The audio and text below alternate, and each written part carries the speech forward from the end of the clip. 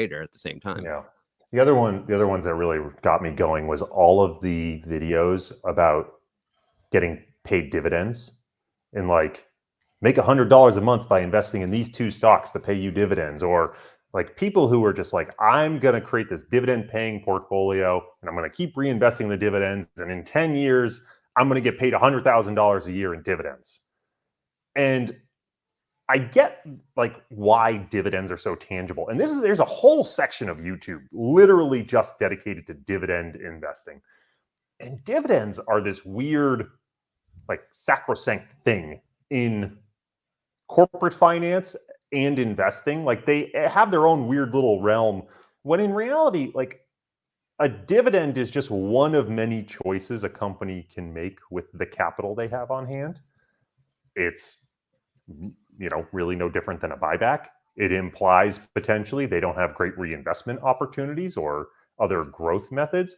But at the end of the day, all you should really care about is total return. You can always create your own dividend by just selling some stock. So the whole idea of dividend investing, unless you believe that companies that consistently pay dividends are of higher quality and therefore you're going to earn a premium over the market, like if that's a strategy, fine. I may agree or disagree, but just to pursue dividends because you want the payment is like a violation of Finance 101. It makes zero sense, and by the way, is going to be tax inefficient if you're doing it in a taxable account.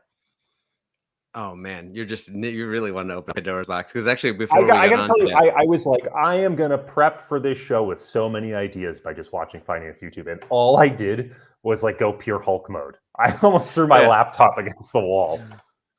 The only one I watched before this that has finance YouTube was actually Hugh Hendry, so I'm not sure if I got anything out of that besides, like you're saying, pure Hulk mode, and at the same time, you got a contact high, is what you got. Yeah, exactly. But part of it, so okay, dividends. This is interesting, because right before we were getting on, I was thinking about what's the Fitzgerald quote that like to Fitzgerald, like intelligence is the willingness to hold 2 contradictory ideas in your mind at the same time. And you and I hate attribution quotes because like I think it actually goes back to Aristotle. So like it's turtles all the way down.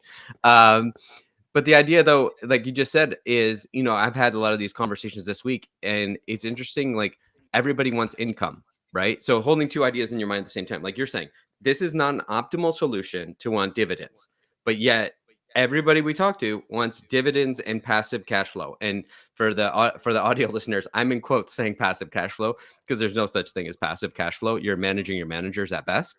But it is an interesting dichotomy of holding these 2 different ideas. Is like you may know optimally dividends is not the best move, but it's fascinating to me how many people want cash flow and love cash flow and quote unquote mailbox money. And even though it's suboptimal, is it really that wrong? Like, are they wrong to just want that cash flow, even though they're paying taxes? They have different distribution. They might not be in the best companies if we're talking about dividends. Sometimes, whether we talked about real estate or anything other, like it's, as you say, it's more optimal to pursue capital gain and worry about creating your own cash flow out of that. But I'm not so sure people are wrong to want the cash flow, even though a quant would think it's suboptimal. Yeah, I mean, God, there's so many ways to take this. I would say one of the interesting considerations is that if at the market level, if the entire market is expressing an aggregate interest in dividend paying stocks, the 2 competing ideas we have to have in our mind is those stocks will be overbid and overvalued, and therefore their forward return should be lesser.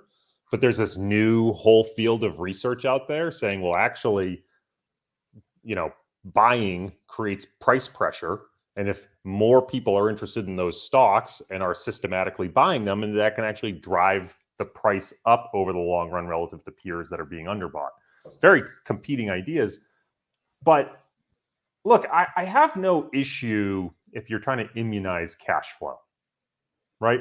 I watched another video. This guy was talking about buying a very specific ETF I don't want to mention. Was talking about the wonderful cash flow that was coming out of it, and it's a covered call ETF.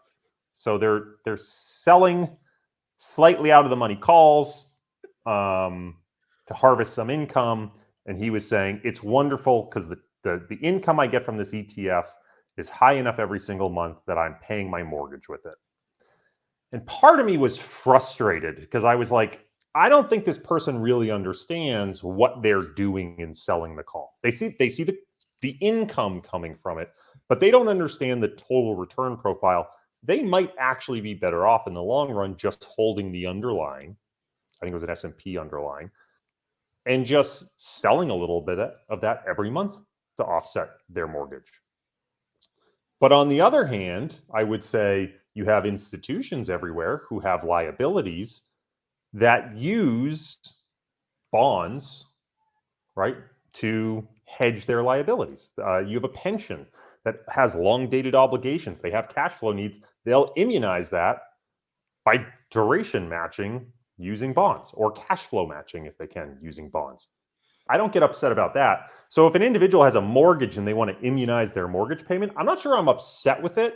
I think the part that upsets me, and I'm using air quotes for those listening, is when they're doing it in an inefficient way. Like they don't actually understand their immunization is potentially giving up long-term returns. Well, and it's completely different when we start talking about covered call strategies and using that to pay your mortgage. Right, exactly. The expectation of future income from a covered call strategy. Yeah. And like you said, I watched the first few minutes of that video you sent me. It's like, yeah, clearly didn't understand what they're even investing in. But at the same time, you know, I've talked about a million times. Most people that buy ETFs have no idea what they're investing in. And yet this YouTube creator has hundreds of thousands of followers. And he made an entire video about how brilliant he was for doing this. And that's where it's like a little scary to me. And again, I don't ever want to yuck anyone else's yum. But when you're out there promoting things that are incorrect, just factually incorrect and potentially dangerous to someone else's personal finances, I don't know. I feel like I'm at the point that I want to correct the record. Yeah. But who the hell am I to do that? No, I'm just a dude in a pirate sweater. But you are a good person to correct the record. But it makes me think about multiple things at the same time. One is, you know, we always talk about everything good is at the fringes, right? A lot of the information about any industry or anything, you know, speaking of like Gelman amnesia, is most people are putting out garbage information that's, you know, factually erroneous and quite frankly, potentially dangerous. But, you know, there's not, you know, that's the mainstream almost always for the entire history of humanity. And then maybe the good stuff's at the fringes. And the second thing is like, so is it incumbent on you to correct it? The other one I was thinking about is like, how do they get around, how do like personal finance people get around like disclaimers, FINRA? Like that's what I'm saying. If you're giving advice to buy ETFs, like how is that not regulated if we have to be so highly regulated with everything? So there is a newsletter exemption that the SEC has. Right. That if you are not directly, so this is the weird thing, like providing direct advice to someone about what they should do with their money versus just generally talking about things advice. Like there's some exemption that people rely on from the SEC. Now, by the way, I don't think these financial YouTubers are even aware of this exemption. No. I don't think they're even aware that they might get caught up with some of this SEC stuff. A lot of them just blanket say this is not financial advice, hoping that, and then they go on and give financial advice, right? Saying it is not enough. You actually have to avoid giving financial advice.